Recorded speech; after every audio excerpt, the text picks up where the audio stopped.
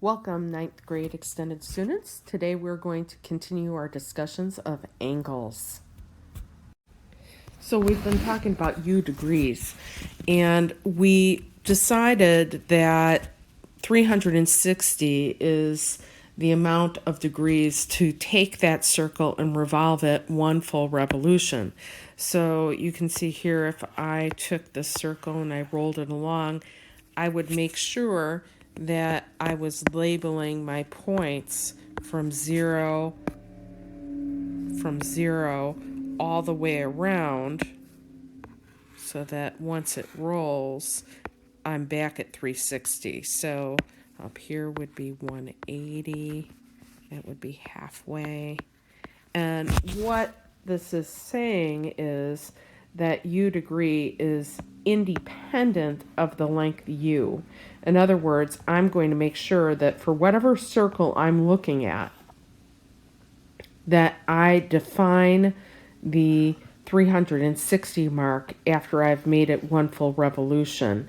So it wouldn't matter if I was revolving this smaller inside circle or this larger outside circle. The degree measure around the outside would be the same, regardless of the size of the circle. So let's read through what EMF says, but basically it's saying we don't need to worry anymore about the size of the circle. 360 degrees is one revolution around.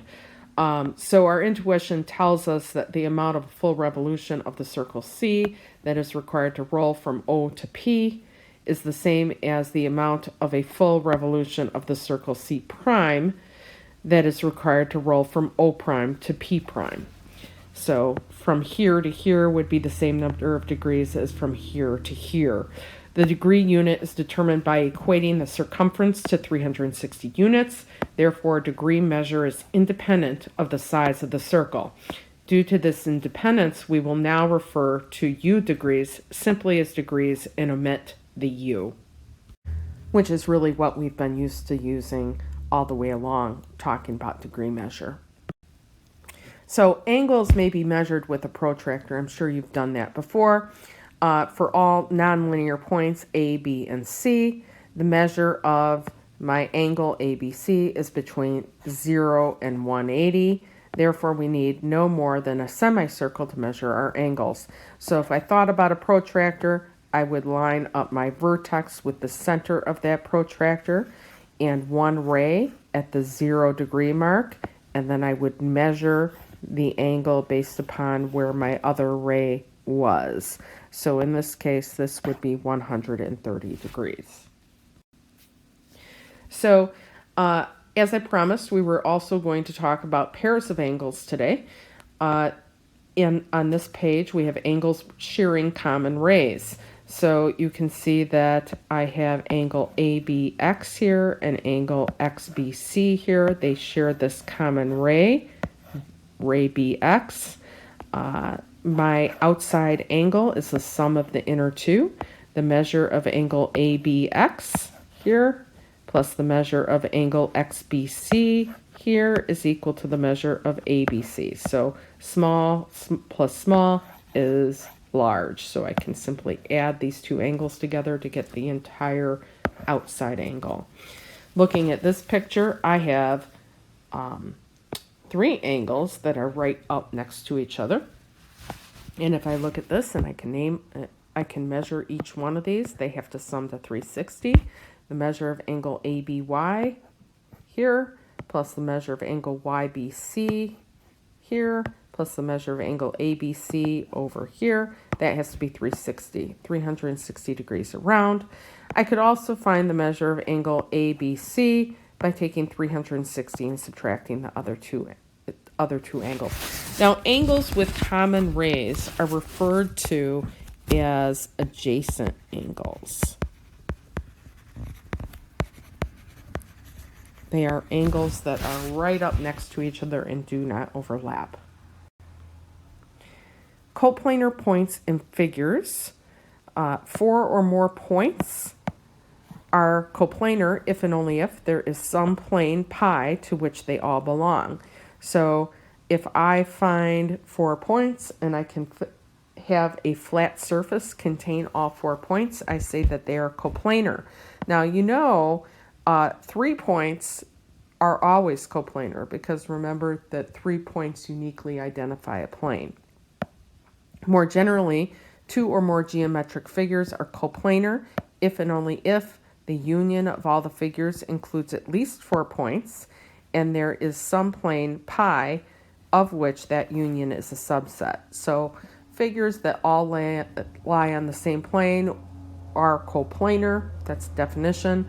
If you can find a plane that would contain all those figures, that's the word you use. Those figures are coplanar. Betweenness for rays. We talked about betweenness of points. This is betweenness for rays. We're going to let A, B, C, and X be distinct points such that X is not an element of ray BA or ray BC. So I have this point X there. Then ray BX is between ray BA and BC if and only if the 4 points are coplanar, A, B, and C are not collinear, and I can sum those angles up so that it's equal to the whole. So X, ray BX is between ray BA and ray BC if and only if all these 4 points can be contained on the same plane, and A, B, and C are not collinear, meaning they do not lie on a straight line, and I can add the measure of this angle, that angle, and it's equal to the whole. Here's another property to add to your list, A1. For each ray BA in the plane pi and each T between 0 and 180, there's exactly 1 ray BC in pi such that the measure of ABC is equal to T. So let's take a look at this picture over here.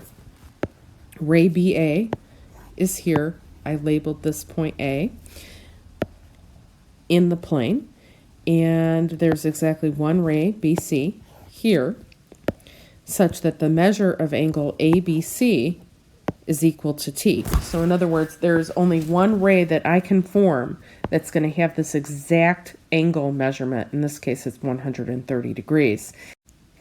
And BAC has positive orientation. Remember, positive orientation refers to counterclockwise, BAC, counterclockwise.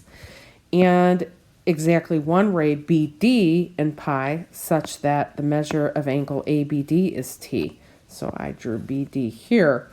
So there's only 1 ray that would cause this angle to be also 130 degrees. But now my orientation is negative, BAD. BAD is clockwise, so that is a negative orientation. All this is saying really is that if I want to draw an angle and have it be a certain measurement, there's exactly 1 ray that will do that, depending upon the orientation. There's 1 ray in a positive orientation and 1 ray in a negative orientation for any degree measure. So we've talked about coplanar in EMF. So I just want you to see what a traditional geometry text would say. Points that lie in the same plane are coplanar. So again, any 3 points are always coplanar. Any 2 points are always coplanar. It's once you get to 4 points that sometimes they're coplanar and sometimes they're not. Non-coplanar would mean points that do not lie on the same plane. So a right angle is an angle that is 90 degrees. And if I'd like to mark an angle being 90 degrees, I use a little square mark. So this indicates that this angle CBA is a right angle. A linear pair is a pair of angles that lie on the same line. That's how I would tell my neighbor about it. Pair of angles that lie on a line. So you can see in this case, I have angle CAD and angle DAB. they form a linear pair. So let's see about the formal definition. Let's A, B, C, and D be distinct points of a plane pi, and let D be collinear, neither with A and B nor with A and C. Then angles BAD and DAC form a linear pair if and only if A is between B and C. So you can see here I have a line, I have a ray drawn out from that line. These two angles form a linear pair. Supplementary angles are angles that sum to 180 degrees.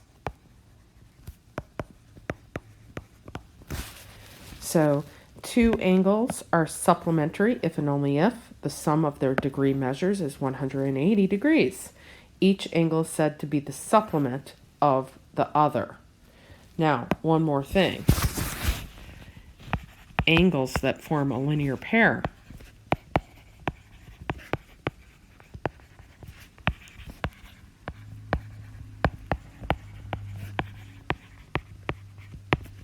are supplementary. Angles do not have to be a linear pair to be supplementary, but all linear pairs are.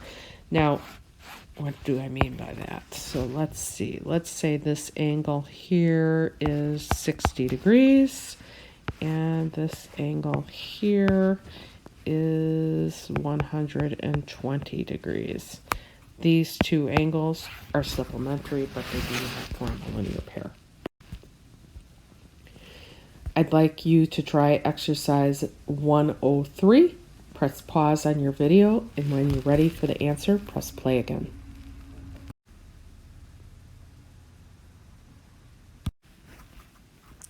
So here are the answers. If two angles are supplementary, must they form a linear pair? No. If two angles are a linear pair, must they be supplementary? Yes. So I pretty much gave away that answer. But now you have exercise 103 done. Now I'd like you to do exercise 104. Press pause on your video. When you're ready for the answer again, press play.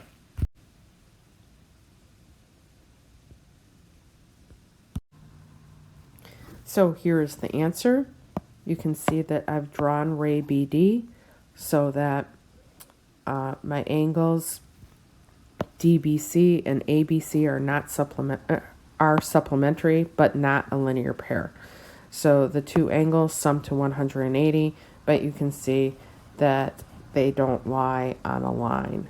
So angles form a linear pair when they lie on a line, and they do not overlap. They are adjacent angles. So in this case, angle 1 and angle 2 are a linear pair.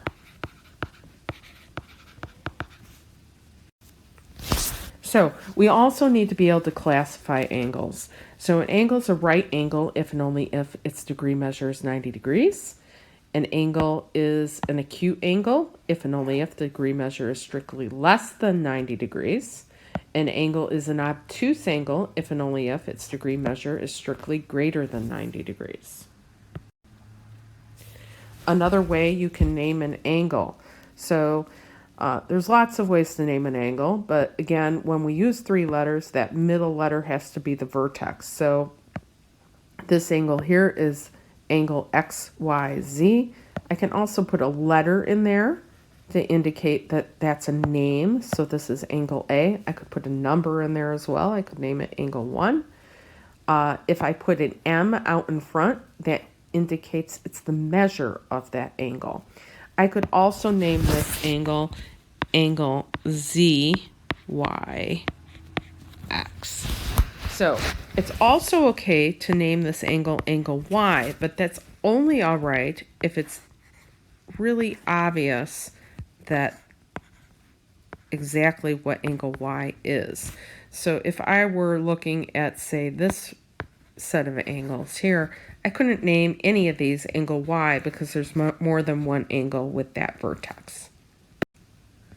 Vertical angles are pairs of angles that are across from each other. So vertical angles are sometimes called opposite or a vertical pair. So if you look at this picture, angle A and angle B are across from each other. They are vertical angles. Angle C and angle D are also vertical angles. So let's look at the formal definition of vertical angles. The angles A and B form a vertical pair if and only if A intersect B at just one vertex point P. So this would be point P. For some point P, and there are lines L and M such that one ray of A and one ray of B are both subsets of L, while the other ray of A and the other ray of B are subsets of M. So if you look at angle A here, I have this ray of the angle A and this ray of angle B. They're subsets of the same line. Same thing over here. I have this ray of angle A and this ray of angle B. They are subsets of the same line. So vertical angles are formed by intersecting lines. One more thing about vertical angles. Vertical angles are always congruent. They're always the same measure. Here's the traditional definition of vertical angles in geometry textbooks. They are non-adjacent angles formed by two intersecting lines. And I keep using this word adjacent angles. Here is the formal definition.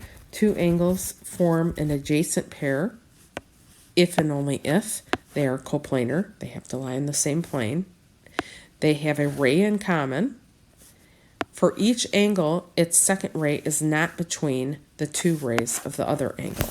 So angle CDB and angle BDA are adjacent. Angle CDA and angle BDC are not adjacent. Do you see how they overlap? So they can't overlap at all to be considered adjacent. Angle C and angle D are also adjacent. So that concludes the lesson for today. Please do the assignment that is posted in Schoology and have a great day.